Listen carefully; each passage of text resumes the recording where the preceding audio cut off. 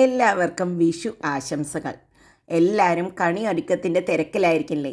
അപ്പോൾ കണി ഒരുക്കുന്നത് കഴിഞ്ഞ് കഴിഞ്ഞാൽ പിന്നെ അടുത്തതാണ് എല്ലാവരും കൂടി ഉണ്ടെങ്കിൽ ഒരു സദ്യയും കൂടി ഉണ്ടെങ്കിൽ നന്നായില്ലേ.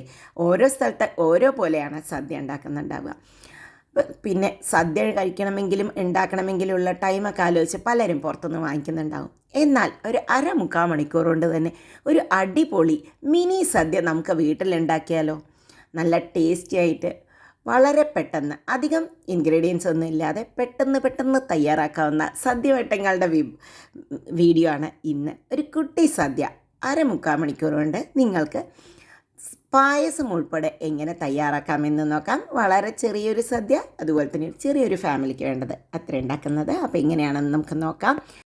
വീഡിയോയിലേക്ക് പോകുന്നതിന് മുമ്പായിട്ട് ആദ്യമായിട്ടാണ് എൻ്റെ ചാനൽ കാണുന്നത് എങ്കിൽ ഒന്ന് സബ്സ്ക്രൈബ് ചെയ്ത് സപ്പോർട്ട് ചെയ്യണേ. ഈ വീഡിയോ ഇഷ്ടപ്പെട്ടാൽ ഷെയർ ചെയ്യാനും മടിക്കരുത് കേട്ടോ. അപ്പോൾ നമുക്കിനി സദ്യവട്ടങ്ങളിലേക്ക് പോകാം. സദ്യവട്ടത്തിലെ ആദ്യത്തെ വിഭവം ഇഞ്ചിത്തൈരാണ്. ഇഞ്ചിത്തൈര് ഉണ്ടെങ്കിലേ സദ്യവട്ടം കംപ്ലീറ്റ് ആയുള്ളൂ എന്നാണ് നമ്മളുടെ അവിടെയൊക്കെ പറയാറ്. അപ്പോൾ ഇഞ്ചിത്തൈര് ഉണ്ടാക്കാനാണെങ്കിൽ 1 മിനിറ്റ് മതി. അപ്പോൾ അതിനായിട്ട് നമ്മൾ ആദ്യം ഒരു മിക്സിയുടെ ബ്ലെൻഡർ എടുക്കുക. അതിലേക്ക് ഒരു 2 പച്ചമുളക് എടുക്കുക. ചെറുതായി ഇതേപോലെ തന്നെ കട്ട് ചെയ്തെടുക്കുക. ആദ്യം തന്നെ കട്ട് ചെയ്ത് വയ്ക്കുന്നതാണ് എളുപ്പം. അതുപോലെ ഒരു ചെറിയ പീസ് ഇഞ്ചിയും കൂടി എടുത്തിട്ടുണ്ട്. ഇതിനെയും ചെറിയ പീസുകളാക്കി മുറിച്ചിട്ടിട്ടുണ്ട്. അതിലേക്ക് ലേശം ഉപ്പും ഒരു 2 ടേബിൾ സ്പൂണോളം തൈരും കൂടി ഇട്ട് കൊടുത്തിട്ടുണ്ട്. ഇനി ഇതിനെ ഒന്ന് ജസ്റ്റ് ഒന്ന് അടിച്ചിട്ട് വരിക വേണ്ടു. ഇതാ നമ്മുടെ ഇഞ്ചിത്തൈര് റെഡി ആയിട്ടുണ്ട്. ഇത്രയും വേണ്ടു. കണ്ടോ, 1 മിനിറ്റിൽ താഴെ മതി നമ്മുടെ ഇഞ്ചിത്തൈര് ഉണ്ടാക്കാൻ. അപ്പോൾ ഇഞ്ചിത്തൈര് റെഡി ആയിട്ടുണ്ട്. സദ്യയിലെ അടുത്ത വട്ടം എന്താണെന്ന് നോക്കാം. അതാണ് നമ്മുടെ അച്ചിങ്ങപ്പയർ കൊണ്ടുള്ള ഒരു തോരൻ. വളരെ പെട്ടെന്ന് നമുക്ക് ഇതും തയ്യാറാക്കിയെടുക്കാം. അതിനായിട്ട് ഇതാ ഒരു പാൻ വെച്ചിട്ടുണ്ട്. പാനിലേക്ക് നമുക്ക് കുറച്ച് ഓയിൽ ഒഴിച്ച് കൊടുക്കാം. വെളിച്ചെണ്ണയിലാണ് കുക്ക് ചെയ്യുന്ന സദ്യവട്ടങ്ങളൊക്കെ. അതിലേക്ക് കുറച്ച് കടുക് ഇട്ട് കൊടുത്തിട്ടുണ്ട്. കടുക് നന്നായി പൊട്ടി വരുമ്പോൾ നമുക്ക് 1 ടീസ്പൂണോളം ഉഴുന്നുപരിപ്പ് ഇട്ട് കൊടുക്കുന്നുണ്ട്. ഉഴുന്നുപരിപ്പും പിന്നെ ഒരു 2 ചുവന്ന മുളക് പൊട്ടിച്ചതും കുറച്ച് കരിവേപ്പിനയിലയും കൂടിയിട്ട് ജസ്റ്റ് ഒന്ന് ചൂടാക്കിയെടുക്കുക. അതാ ഉഴുന്നുപരിപ്പൊക്കെ ചൂടായി വന്നിട്ടുണ്ട്. അതിലേക്ക് 1 കപ്പ് അച്ചിങ്ങപ്പയർ ചെറുതായി അരിഞ്ഞതാണ് ഇട്ട് കൊടുക്കുന്നത്. അതിനെ ജസ്റ്റ് ഒന്ന് മിക്സ് ചെയ്യുക. ഇനി ആവശ്യത്തിന് ഉപ്പും ഇട്ട് കൊടുത്ത് ഒരു 1/4 ടീസ്പൂണോളം മഞ്ഞൾപ്പൊടിയും കൂടി ഇട്ട് കൊടുക്കാം നമുക്ക്. എന്നിട്ട് ലോ ഫ്ലെയിമിലാണ് കുക്ക് ചെയ്യുന്നത്. കൂടാതെ ഇതിൽ വെള്ളം ഇങ്ങനെ തളിച്ച് കൊടുത്താൽ മതി. വെള്ളം ഒഴിച്ച് കൊടുക്കേണ്ട ആവശ്യമില്ല. അപ്പോഴേ ആ ക്രിസ്പിനെസ് കിട്ടുള്ളൂ.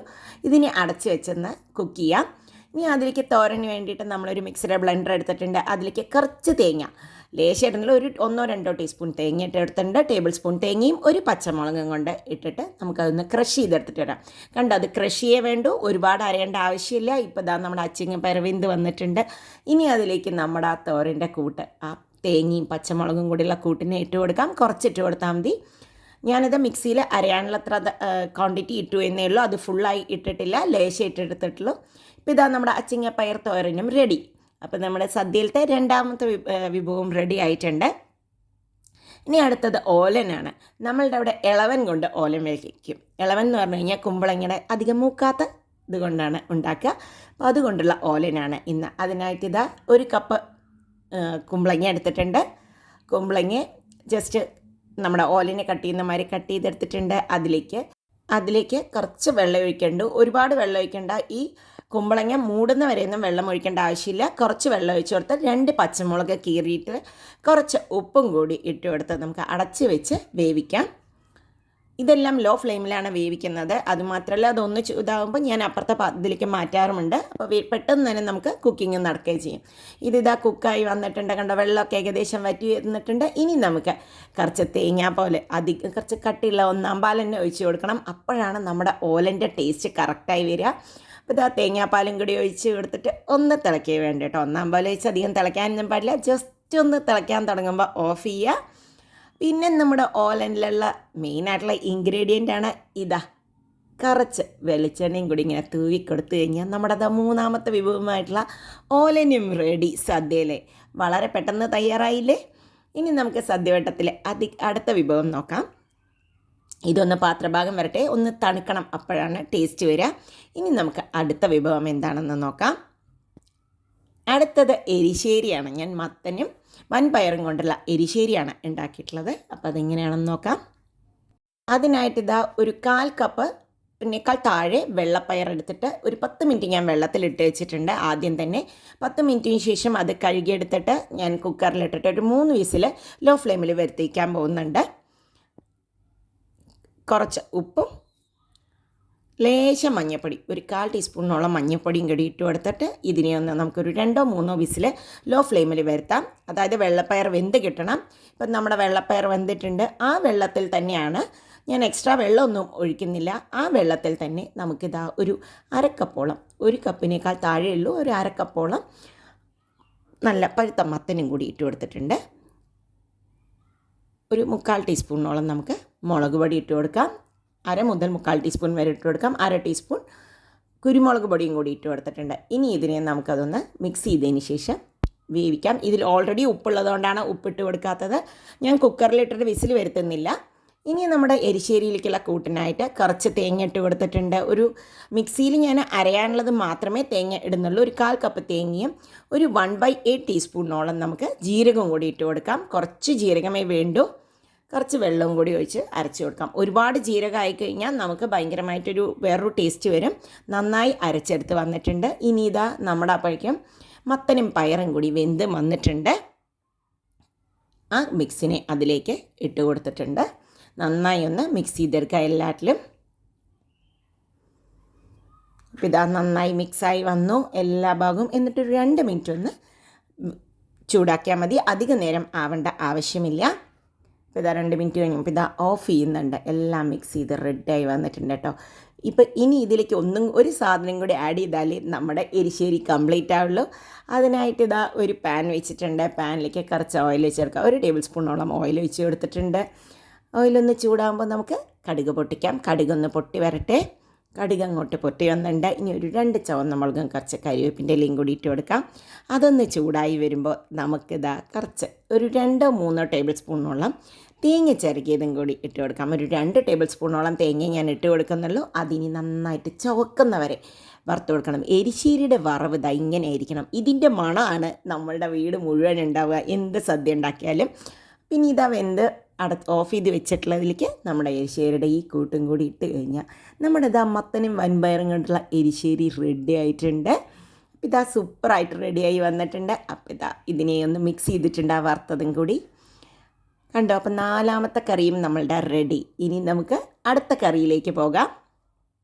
കണ്ടോ? അടിപൊളി എരിശ്ശേരിയാണ് ഉണ്ടായിരിക്കുന്നത്. ഇനി അടുത്തത് നമ്മുടെ ബീട്രൂട്ട് കൊണ്ടുള്ള ഒരു പച്ചടിയാണ് അടുത്തത്. നല്ല കളർഫുൾ ആയിക്കോട്ടെ എന്ന് വിചാരിച്ചിട്ടാണ് ഇന്ന് ബീട്രൂട്ട് കൊണ്ട് ഉണ്ടാക്കിയത്.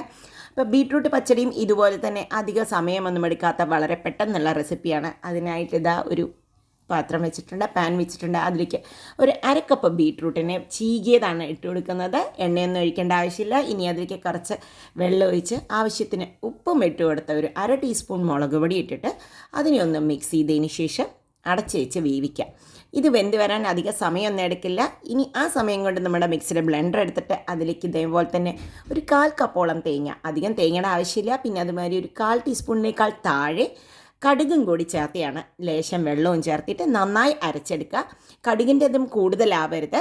ഇത് അരച്ചെടുത്ത് വന്നിട്ടുണ്ട്. ഞാനൊരു 1/8 ടീസ്പൂണേക്കാൾ കുറച്ചും കൂടി കടുകിട്ടിട്ടുള്ളൂ. അപ്പോഴേക്കും നമ്മുടെ ബീട്രൂട്ട് വെന്ത് വന്നിട്ടുണ്ട്. അതിലേക്ക് ഈ മിക്സിനെ അങ്ങോട്ട് ഇട്ട് കൊടുക്കുക. നന്നായി അങ്ങോട്ട് മിക്സ് ചെയ്തും കൊടുക്കുക. ഇതാ മിക്സായി വന്നിട്ടുണ്ട്. ഇനി അതിലേക്ക് ഒരു 2 ടേബിൾ സ്പൂണോളം തൈരാണ് എടുത്ത് വെച്ചിരിക്കുന്നത്. ഈ തൈരിനെയും കൂടി അതിലേക്ക് മിക്സ് ചെയ്യുന്നുണ്ട്. അതിലേക്ക് ഇടുന്ന വീഡിയോ എൻ്റെ മിക്സായിട്ടുണ്ട്. അപ്പോൾ ഇതാ ഇട്ടതുണ്ട്. ഇനി അതിനെ നന്നായി കട്ടയില്ലാത്ത വിധത്തിൽ മിക്സ് ചെയ്തെടുത്തിട്ടുണ്ട്. അപ്പം നമ്മുടെ പച്ചടിയും റെഡി. തൈരിട്ടതിന് ശേഷം അധികം വേവരുത്. കുറച്ച് കരിവേപ്പിൻ്റെ ഇലയും വെളിച്ചെണ്ണയും കൂടി തൂവിക്കൊടുത്തപ്പോൾ നമ്മുടെ ബീട്രൂട്ട് പച്ചടിയും ഇതാ റെഡായി വന്നിരിക്കുന്നു. കണ്ടോ? നല്ല കളർഫുള്ളായിട്ടില്ലേ നമ്മുടെ പച്ചടി. ഇനി നമ്മുടെ അടുത്ത സാധനം കൂടി ഉണ്ടാക്കാം. പഴപ്പുളിശ്ശേരിയാണ് അടുത്തതായിട്ട് ഉണ്ടാക്കാൻ പോകുന്നത്. അപ്പോൾ വേറൊരു മധുരമുള്ള ഒരു കറി കൂടിയായി. അപ്പോൾ അതിനായിട്ട് നമ്മളിതാ ഒരു പാത്രം വെച്ചിട്ടുണ്ട്. അതിലേക്ക് ഞാൻ ഒരു നേന്ത്രപ്പഴം 4ആയിട്ട് കട്ട് ചെയ്ത് ചെറുതായി അരിഞ്ഞതാണ് ഇട്ട് കൊടുക്കുന്നത്. അതിലേക്ക് ആ പഴം വേവാൻ ആവശ്യത്തിനുള്ള വെള്ളം ഒഴിച്ചു കൊടുത്തിട്ടുണ്ട്. ഒരു 1/4 ടീസ്പൂൺ മഞ്ഞൾപ്പൊടിയും ആവശ്യത്തിന് ഉപ്പും ഇട്ട് കൊടുത്തിട്ടുണ്ട്.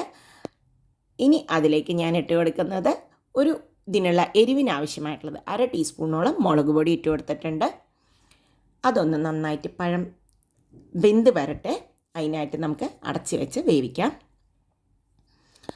നമുക്കിതിലേക്കുള്ള കൂട്ടിന് വേണ്ടിയിട്ട് ഇതാ തേങ്ങ എടുത്തിട്ടുണ്ട്.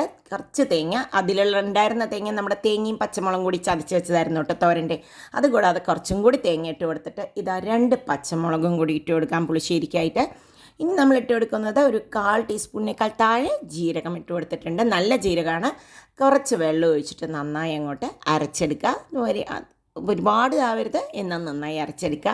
അപ്പോഴേക്കും നമ്മുടെ പഴം ഇതാ പഴുത്ത് വന്നിട്ടുണ്ട്. പഴത്തിൻ്റെ കൂടെ ഇതൊക്കെ കൂടി ചേർന്ന് വരുമ്പോൾ തന്നെ നല്ലൊരു ടേസ്റ്റാണ്. ഇനി ഇതാ അതിലേക്ക് അരച്ച് വെച്ചിട്ടുള്ള അരപ്പ് ഒഴിച്ച് കൊടുത്തിട്ടുണ്ട്. ആവശ്യമെങ്കിൽ നിങ്ങൾക്ക് വെള്ളം ചേർക്കാം. അത് ജസ്റ്റ് ഒന്ന് മിക്സ് ചെയ്ത് കൊടുക്കാം. നന്നായി ഒന്ന് മിക്സ് ചെയ്ത് കൊടുക്കണം. ഇതെല്ലാം മിക്സായി വന്നിട്ടുണ്ട്. ഇനി അതിലേക്ക് നമുക്ക് ഇട്ട് കൊടുക്കേണ്ടത് ആവശ്യത്തിന് പുളിക്കുള്ള തൈരാണ്. ഒരു 2 ടേബിൾ സ്പൂണോളം തൈരും കൂടി അതിലേക്ക് ഇട്ട് കട്ട കൂടാതെ ഇളക്കി ചേർക്കണം. അത് അങ്ങോട്ടും ഇങ്ങോട്ടും വെള്ള കളറിൽ കിടക്കരുത്. അതുകൊണ്ട് തന്നെ നന്നായി നമുക്കതിനെ എല്ലാറ്റിലേക്കും ഒന്ന് മിക്സ് ചെയ്തെടുക്കാം. അപ്പോൾ ഇതാ തൈരിട്ടതിന് ശേഷം അധികം തിളയ്ക്കാൻ പാടില്ല. ഓഫ് ചെയ്യുന്നതിന് മുമ്പായിട്ട് കുറച്ച് നമ്മുടെ കറിവേപ്പിൻ്റെ ഇലയും കൂടി ഇട്ട് കൊടുത്തിട്ടുണ്ട്. ഒന്ന് അടച്ച് വയ്ക്കാം. ഇനി ഇതിലേക്ക് വറുത്തിടാനായിട്ട് നമ്മളിടുന്നത് കുറച്ച് വെളിച്ചെണ്ണ അങ്ങനെ ഒഴിച്ച് കൊടുത്തിട്ടുണ്ട്. എണ്ണ ചൂടാകുമ്പോൾ കടുകിട്ട് കൊടുക്കാം. എല്ലാറ്റിലും ഒരേ സംഭവമാണെന്ന് വിചാരിക്കേണ്ട കേട്ടോ. എന്നാലും ചെറുതായിട്ട് കുട്ടികളൊക്കെ വ്യത്യാസം ഉണ്ടാവും. അതുകൂടാതെ നമുക്ക് കടുക് പൊട്ടി വരുമ്പോൾ ഒരു 2 ചുവന്ന മുളകും കുറച്ച് കറിവേപ്പിൻ്റെ ഇലയും, ഇനിയാണ് അത്യാവശ്യമുള്ള സാധനം, കുറച്ച് ഉലുവ വറുത്ത് പൊടിച്ചത്, ഒരു 1/4 ടീസ്പൂണിനേക്കാൾ താഴെ ഉലുവ വറുത്ത് പൊടിച്ചതും കൂടി ഇട്ട് കൊടുക്കാം. അതിന് നമ്മളുടെ ഈ പുളിശ്ശേരിയുടെ കൂട്ടിലേക്ക് ഇടുമ്പോഴാണ് പുളിശ്ശേരിയുടെ ടേസ്റ്റ് പെർഫെക്റ്റായിട്ട് വരിക. ഉലുവ വറുത്ത് പൊടിച്ചതില്ല എങ്കിൽ നിങ്ങൾക്ക് ഹോളായിട്ടുള്ള ഉലുവയും ഇട്ട് കൊടുക്കാം. അപ്പോൾ ഒരു കുറച്ച് ഉലുവ, ഒരു 4-5 മണി ഉലുവ ഇട്ട് കൊടുത്താൽ മതി. അപ്പം നമ്മുടെ അടിപൊളി പഴപ്പുളിശ്ശേരിയും തയ്യാർ. ഇനി ഇതിനൊരു ഒഴിച്ച് കറി വേണ്ടേ? അപ്പോൾ ഒഴിച്ച് കറി നമ്മുടെ സാമ്പാറല്ലാതെ വേറെ എന്താ ഉണ്ടാക്കല്ലേ? അപ്പോൾ വളരെ പെട്ടെന്ന് തേങ്ങയൊന്നുമില്ലാതെ അരച്ചിരിക്കാത്ത സാമ്പാറാണ് ഇന്ന്. അതിനായിട്ട് ഇതാ ഒരു പാത്രം എടുത്തു. പാത്രത്തിലേക്ക് നമുക്ക് കുറച്ച് മുരിങ്ങക്കായും കുറച്ച് പഴുത്ത മത്തനും ഇട്ട് കൊടുത്തിട്ടുണ്ട്. ഇനി ഞാൻ കുറച്ച് നമ്മുടെ പൊട്ടറ്റോ കൂടി ഇട്ട് കൊടുത്തു. ഇനി ആവശ്യത്തിന് വെള്ളം ഒഴിച്ചിട്ടുണ്ട്. ഇത് വേവാൻ ആവശ്യത്തിന് മുകളിലേക്ക് ജസ്റ്റ് ഒന്ന് വെള്ളം ഒഴിച്ച് കൊടുത്തിട്ടുണ്ട്. ഇനി ഇതിലേക്ക് ആവശ്യത്തിന് ഉപ്പിട്ട് കൊടുക്കാം. ഒരു 1/4 ടീസ്പൂണോളം നമ്മളുടെ മഞ്ഞൾപ്പൊടിയും കൂടി ഇട്ട് കൊടുക്കുന്നുണ്ട്. പിന്നെ എരിവിനാവശ്യത്തിന് ഒരു 1/2 ടീസ്പൂണോളം മുളക് പൊടിയുണ്ട്. കാരണം സാമ്പാർ പൊടിയിൽ അധികം എരിവില്ലാത്ത പോലെ തോന്നിയത് കൊണ്ടാണ് മുളക് പൊടി ഇട്ട് കൊടുത്തിരിക്കുന്നത്. ഇനി ഇതൊന്ന് വേവട്ടെ. ഇപ്പം ഇത് വെന്ത് വന്നിട്ടുണ്ട്. കണ്ടോ, അടച്ച് വെച്ച് ഒരു 5 മിനിറ്റൊക്കെ ആകുമ്പോഴേക്കും തന്നെ നമ്മുടെ ഇതും വെന്ത് വന്നിട്ടുണ്ട്. അതിലേക്ക് നമ്മളൊരു ചെറിയ തക്കാളി മുറിച്ചതും കൂടി ഇട്ട് കൊടുത്തിട്ടുണ്ട്. അപ്പോൾ തക്കാളി ഒന്ന് വേവാനുള്ളൊരു 2-3 മിനിറ്റ് നമുക്ക് സമയം കൊടുക്കാം. തക്കാളിയൊക്കെ വെന്ത് വരുന്ന സമയം കൊണ്ട് നമുക്ക് ഒരു ചെറുനാരങ്ങ വലിപ്പത്തിൽ, ഒരു ചെറിയൊരു നെല്ലിക്കയുടെ വലിപ്പത്തിലുള്ള വാളംപുള്ളി എടുത്ത് വെള്ളത്തിലിട്ട് വെച്ചിരുന്നു. അതാണ് ഇതാ ഒഴിച്ച് കൊടുക്കുന്നത്. വാളംപുള്ളിയുടെ വെള്ളം കൂടി ഒഴിച്ച് കൊടുത്തിട്ടുണ്ട്. പുള്ളിയുടെ വെള്ളം കൂടി ഒഴിച്ച് കൊടുത്ത് ഒന്ന് തിളയ്ക്കട്ടെ.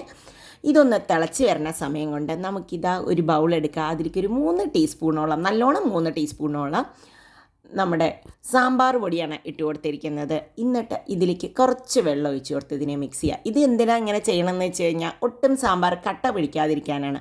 ഇങ്ങനെ ചെയ്യുമ്പോൾ സാമ്പാർ പൊടി അവിടെയും ഇവിടെയായിട്ട് കിടക്കില്ല. ജസ്റ്റ് ഒന്ന് മിക്സ് ചെയ്തെടുത്തിട്ട് ഇങ്ങനെ ഒഴിച്ച് കഴിഞ്ഞാൽ മസാല അവിടെയും ഇവിടെയായി കിടക്കില്ല. ഇപ്പോൾ ഇതാ നമ്മുടെ തക്കാളിയും പുളിയും ഒക്കെ കൂടി ഒന്ന് വെന്ത് വന്നിട്ടുണ്ട്. അപ്പോൾ ഇനി ഇതിലേക്ക് നമുക്ക് ഒരു 1/4 കപ്പ് തുവരപ്പരിപ്പ് വേവിച്ച് വെച്ചതുണ്ടായിരുന്നു. അതിനെയും കൂടി ഇട്ട് കൊടുക്കുന്നുണ്ട്. അതൊരു 2 മിനിറ്റ് പരിപ്പും കൂടി ഇട്ടിട്ട് ഒന്ന് തിളയ്ക്കട്ടെ. ടേസ്റ്റ് ചെയ്തപ്പോൾ ഉപ്പ് കുറവായിരുന്നു, അതുകൊണ്ട് തന്നെ ഉപ്പിട്ട് കൊടുത്തിട്ടുണ്ട്. എന്നിട്ടൊരു 2 മിനിറ്റ് ഇതാ തിളയ്ക്കാൻ വെച്ചിട്ടുണ്ട്. അപ്പോൾ ഇതാ 2 മിനിറ്റ് കഴിഞ്ഞപ്പോൾ എല്ലാം തിളച്ച് വന്നിട്ടുണ്ട്. നമ്മുടെ സാമ്പാർ കഷ്ണങ്ങളൊക്കെ റെഡി. ഇനി അതിലേക്ക് ആ സാമ്പാർ പൊടിയും കൂടി ഇട്ട് കൊടുത്താൽ മതി. സാമ്പാർ പൊടിയുടെ മിക്സും കൂടി ഇട്ട് കൊടുത്ത് ഒരു 2-3 മിനിറ്റും കൂടി തിളയ്ക്കുക. 5 മിനിറ്റിൽ കൂടുതൽ സാമ്പാർ പൊടി ഇട്ടതിന് ശേഷം തിളയ്ക്കേണ്ട ആവശ്യമില്ല. ഇതാ നന്നായി ഒന്ന് തിളച്ച് വന്ന് കുറച്ച് കറിവേപ്പിൻ്റെ ഇലയും പിന്നെ നമ്മളുടെ കുറച്ച് മല്ലിയുടെ ഇലയും കൂടി ഇട്ട് കൊടുത്താൽ സാമ്പാർ സൂപ്പറായി വന്നിട്ടുണ്ട്. ഇനി നമുക്കിത് ഓഫ് ചെയ്തതിന് ശേഷം വറുത്തിടുകയും കൂടി ചെയ്യാം. വറുത്തിടാൻ പിന്നെ സാധാരണമായി തന്നെ കടുക് പൊട്ടിക്കുന്നു, എണ്ണ ഒഴിച്ചിട്ടുണ്ട്, കടുക് പൊട്ടിക്കുന്നു. കടുക് പൊട്ടി വരുമ്പോൾ ഒരു ചുവന്ന മുളകും കുറച്ച് കറിവേപ്പിൻ്റെ ഇലയും കൂടി ഇട്ട് നമ്മുടെ സാമ്പാറിലേക്ക് കൊട്ടിക്കഴിഞ്ഞാൽ അതാ നമ്മുടെ സാമ്പാറും റെഡി. ഇപ്പോൾ എല്ലാം കൂടി അധികം സമയമൊന്നും എടുത്തില്ല. ഈ വെജിറ്റബിൾസ് ഒക്കെ കട്ട് ചെയ്ത് വെച്ചിട്ടുണ്ടെങ്കിൽ നിങ്ങൾക്ക് 1/2 മണിക്കൂർ കൊണ്ട് തന്നെ ഈ സദ്യ നിങ്ങൾക്ക് തയ്യാറാക്കിയെടുക്കാം. ഇനി നമ്മുടെ സദ്യയിൽ പായസം കൂടി വേണ്ടേ? അപ്പോൾ ഒരു അടിപൊളി പായസം വളരെ പെട്ടെന്ന് നമുക്ക് തയ്യാറാക്കാനായിട്ട് എങ്ങനെയാണെന്ന് നോക്കാം. വളരെ ഈസി ആയിട്ട് ടേസ്റ്റി ആയിട്ടുള്ള ഒരു പാൽ പായസമാണ് ഇന്ന്. പാൽ പായസത്തിനായിട്ട് ഒരു 1/4 കപ്പ് പൊടിയേരി എടുത്തിട്ട് കുക്കറിലേക്ക് നന്നായി കഴുകി എടുത്ത് വന്നിട്ടുണ്ട്. അതിലേക്ക് എടുത്ത കപ്പിന് 3 കപ്പ് കേട്ടോ, 3 ഇരട്ടി വെള്ളമാണ് ഒഴിക്കുന്നത്. എന്നിട്ട് ഇതൊരു 2 വിസിൽ വരുത്തേണ്ട, 1-2 വിസിൽ മാത്രമേ വരുത്തേണ്ട ആവശ്യമുള്ളൂ. ഇപ്പോൾ ഇതാ തുറന്ന് നോക്കുന്നുണ്ട്, വിസിൽ പോയ ഉടനെ തുറക്കുന്നുണ്ട്. ഇങ്ങനെയാകുമ്പോൾ കണ്ടു കഴിഞ്ഞാൽ ഒന്നിച്ച് കട്ട പിടിച്ചിട്ടുണ്ടാവില്ല. ഇപ്പം നമ്മുടെ അരിയൊക്കെ വെന്ത് വന്നു. അതിലേക്ക് ഇതാ 1.5 ലിറ്റർ പാലും കൂടി ഇതങ്ങനെ ഒഴിച്ച് കൊടുക്കേണ്ടത്. ഞാൻ തിളപ്പിച്ച പാലൊന്നുമല്ല കേട്ടോ, ഇതിലിട്ടിട്ട് തന്നെയാണ് തിളപ്പിക്കുന്നത്. ഇതിനി ഒന്ന് നന്നായി ഒന്ന് കുറുകി വരട്ടെ. ഇതൊരു ഹാഫ് ഓളം ആവണം. അതിനായിട്ട് ഞാൻ ലോ ഫ്ലെയിമിൽ വെച്ചിട്ട് ചെറിയ ഇതിലാണ് വെക്കാറ്. ഗ്യാസിൻ്റെ ചെറുതിൽ വെച്ച് ഇടയ്ക്കിടയ്ക്ക് ഇളക്കാറാണ് പതിവ്. അപ്പോൾ അതൊരു 10 മിനിറ്റ് കൊണ്ട് തന്നെ നമ്മൾ നന്നായി ഒന്ന് കുറുകി കിട്ടും. കൂട്ടിയിട്ടും കുറച്ചിട്ടും ചെയ്താൽ മതി. അപ്പോൾ വളരെ പെട്ടെന്ന് തന്നെ നമുക്കിതൊരു 10 മിനിറ്റ് കൊണ്ട് കുറുകി വരികയും ചെയ്യും. ഇതാ കുറുകിയൊക്കെ വന്നിട്ടുണ്ട്. ഏകദേശം നന്നായി ഒന്ന് കുറുകി വരുമ്പോൾ നമുക്ക് കുറച്ച് പഞ്ചസാര ഇട്ട് കൊടുക്കാം. ഞാനിവിടെ 1/4 കപ്പിന് ഒരു 3/4 കപ്പിൻ്റെ അടുത്ത് പഞ്ചസാര ആവശ്യം വന്നിട്ടുണ്ട്. ഇത് കൂടാതെ ഞാൻ ലേശം കണ്ടൻസ്ഡ് മിൽക്കും കൂടി ഇട്ട് കൊടുക്കുന്നുണ്ട്. അതുകൊണ്ട് നോക്കിയിട്ട് പഞ്ചസാര ഇടുന്നതായിരിക്കും നല്ലത്. ഇനി ഞങ്ങൾക്ക് കുറച്ച് മിതമായ ടേസ്റ്റിലാണ് ഞങ്ങൾ പഞ്ചസാര ഉപയോഗിക്കാറ് പായസത്തിന്. ഒരുപാട് കട്ടിമധുരം വേണമെന്നുള്ളവർക്ക് നല്ലോണം ഇട്ട് കൊടുക്കാം. ഇതൊന്ന് നന്നായി പഞ്ചസാരയൊക്കെ കൂടി ഇട്ടിട്ട് തിളച്ചൊക്കെ വന്നിട്ടുണ്ട്. നന്നായി ഒരു 5 മിനിറ്റോളം തിളപ്പിച്ചിട്ടുണ്ട് പഞ്ചസാര ഇട്ടിട്ട്. അതിനുശേഷം നമ്മുടെ കണ്ടൻസ്ഡ് മിൽക്കും കൂടി ചേർത്ത് കൊടുത്തിട്ടുണ്ട്. കണ്ടൻസ്ഡ് മിൽക്ക് ഒരു 3 ടേബിൾ സ്പൂണോളം ഇട്ട് കൊടുത്തുള്ളൂ. അത് കൂടാതെ ഏലക്കായ പൊടിച്ചിടുന്നതിന് പകരം ഞാൻ ഇവാപ്പറേറ്റഡ് മിൽക്ക് ഏലക്കായുടെ ഫ്ലേവറിലുള്ളതാണ് ഒഴിച്ചു കൊടുക്കുന്നത്. ഇതിട്ട് കൊടുക്കുന്നതോടുകൂടി നമ്മുടെ പായസത്തിൻ്റെ കളറും ടേസ്റ്റും ഒക്കെ തന്നെ മാറും. ഇവാപ്പറേറ്റഡ് മിൽക്ക് നല്ല യൂസ്ഫുൾ ആയിട്ട് എനിക്കിങ്ങനെ പായസമൊക്കെ ഉണ്ടാക്കുമ്പോൾ എളുപ്പത്തിന് തോന്നിയിട്ടുണ്ട്. കുറച്ച് നമ്മുടെ കുറുകിയ ഒരു ടെക്സ്ചർ വരാനും കളർ വരാനും ടേസ്റ്റ് വരാനും ഹെൽപ്പ് ചെയ്യും. ഇവാപ്പറേറ്റഡ് മിൽക്ക് ഇട്ടതിന് ശേഷം അധികം തിളയ്ക്കേണ്ട, ഒന്ന് തിളച്ച് വരുമ്പോൾ ഓഫ് ചെയ്തു. അപ്പം നമ്മുടെ പായസം റെഡി. ഇനി പാൽപ്പായസത്തിലേക്ക് കുറച്ച് ബട്ടർ, അൺസോൾട്ടഡ് ബട്ടറും കൂടി ഇട്ട് കൊടുക്കണം. അപ്പോഴാണ് പാൽപ്പായസത്തിൻ്റെ ടേസ്റ്റ് വരിക. പാൽപ്പായസത്തിൽ സാധാരണയായിട്ട് നമ്മൾ വറുത്തിടാറില്ല. അപ്പം എന്താ പറയുക, കാഷ്യൂനട്ടും ഇതൊക്കെ ഇഷ്ടമുള്ളവർക്ക് വറുത്തിടാം. നമ്മൾ സാധാരണയായിട്ട് വറുത്തിടാറില്ല. അപ്പോൾ ഇത് അട്ടിപ്പൊളി കുറുകിയ പാൽപ്പായസവും റെഡി. ഇനി എന്തായി, ഇപ്പം നമ്മുടെ സദ്യവട്ടം കംപ്ലീറ്റ് ആയിട്ട് റെഡി ആയിട്ടില്ലേ?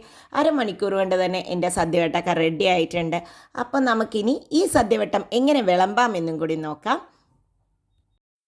സദ്യ ടേബിളിൽ റെഡിയായി വന്നിട്ടുണ്ട്. സദ്യ ഉണ്ണുന്നതിനും വിളമ്പുന്നതിനും വരെ ഓർഡർ ഉണ്ട് എന്നാണ് പറയുക. അപ്പം നമുക്കതെങ്ങനെയാണെന്നും കൂടി നോക്കാം. ഇതാ എൻ്റെ സദ്യവട്ടമൊക്കെ അടിപൊളിയായിട്ട്.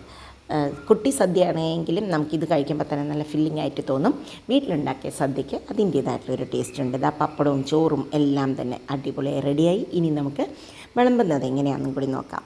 ഇല സാധാരണയായിട്ട് ഇലയുടെ മുകളിൽ ലെഫ്റ്റ് സൈഡിൽ മുകളിലായിട്ടാണ് അച്ചാറുകളും നമ്മുടെ പുളിയിഞ്ചിയൊക്കെ വിളമ്പുക. അതിൻ്റെ താഴെയായിട്ട് നമ്മുടെ ഇഞ്ചി തൈര് വിളമ്പിയിട്ടുണ്ട്. അതിൻ്റെയും താഴെയാണ് നമ്മുടെ ചിപ്സും എന്താ പറയുക വറവ് സാധനങ്ങളൊക്കെ വയ്ക്കുക, പപ്പടം ഉൾപ്പെടെ വയ്ക്കുന്നത്.